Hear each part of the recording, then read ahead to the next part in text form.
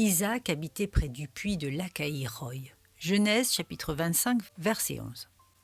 Agar y avait un jour trouvé la délivrance, et Ismaël avait bu de l'eau donnée en grâce par le Dieu qui vit et voit les fils des hommes. Mais ce ne fut qu'une visite occasionnelle, comme celle que les gens du monde rendent à Dieu quand ça les arrange parce qu'ils sont dans le besoin. Il crie à lui quand ça va mal, mais l'oublie dans les jours prospères. Isaac, lui, habitait là. Il faisait du Dieu vivant qui voit tout la source constante de son approvisionnement.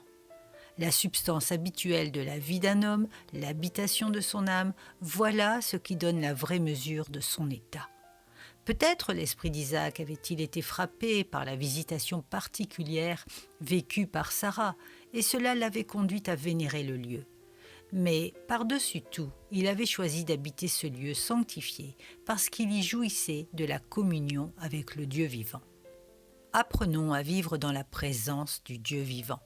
Prions le Saint-Esprit afin que chaque jour nous éprouvions le regard de Dieu sur nous. Puisse le Seigneur être un puits jaillissant pour nous en vie éternelle. Un puits qui, sans jamais faillir, nous apporte délices et réconfort. Le vase de la créature se fissure et se dessèche, mais le puits du Créateur ne fait jamais défaut.